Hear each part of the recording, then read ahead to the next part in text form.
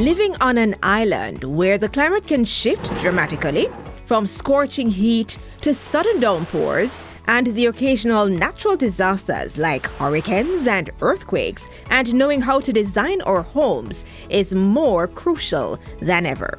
Each site, whether on flat land or mountainous terrain, presents unique challenges that emphasize the importance of tailored, site-specific architectural solutions that cannot be overstated. In a recent discussion with an architect, Conrad Jackson, we delved into the complexities of designing buildings that harmonize with their specific environments. And according to Mr. Jackson, effective design begins with choosing the right materials and adapting to local conditions. Weather is among the conditions to be considered when building.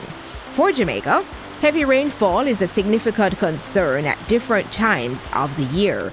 Mr. Jackson makes the point that the initial step in the design process involves knowing the environment in which you are building. As it relates to heavy rainfall, once you start doing your investigation as a consultant to go onto a particular site, one of the things you do is you interview the locals and you also do your research for the type of activities that would have taken place within the last 100 years as it relates to climate change, the impacts of flooding, and how the impact of climate change and the increase in the sun and the intensity of the sun for the specific year.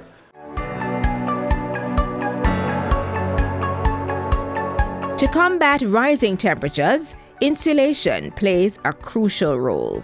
It's recommended to insulate wooden walls with materials such as foam or creating air cavities with concrete blocks to significantly reduce heat transfer.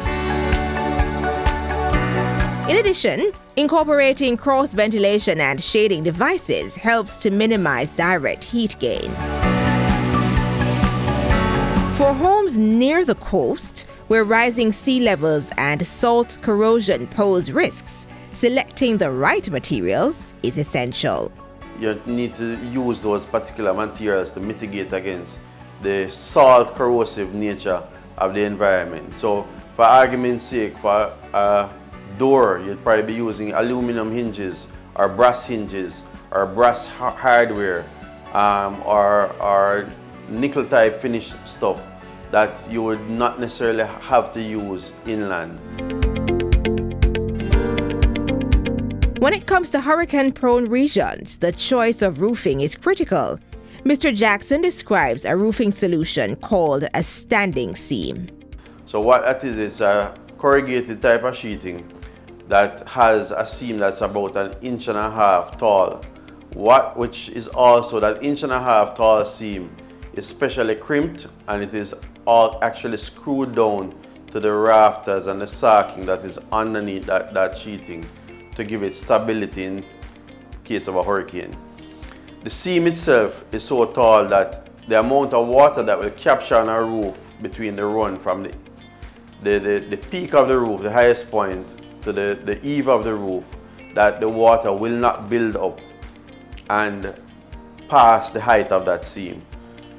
The sheeting that would be used in that case can also be cut specific to the length of the roof, which means that if you consider old-time zinc roof, they came in particular lengths because it could only be transported on shorter trucks and it was easier to handle. But the roofing material now, which I'm suggesting, which is standing seam, can be cut at the specific length of the roof. For existing structures with zinc roofs, Mr. Jackson recommends adding fiberglass insulation between rafters. As it relates to heat and the roof, you can get roof sheeting that is also insulated with foam embedded in it, as well as there are numerous things that can be done. You can put in fiberglass insulation in between the rafters, which will help to minimize the heat gain between the rafters, the ceiling, and the occupant of that space. So it acts as a buffer then, and it acts the same way it does as the foam sprayed on foam like you see on the exterior of some of these buildings. It really just helps to slow down the heat transfer from the exterior to the interior of the space. Ultimately, as Mr. Jackson stresses, it's important to remember that a house is one of your biggest investments. Real estate in general, for most persons, when you're going to be doing this, choose wisely.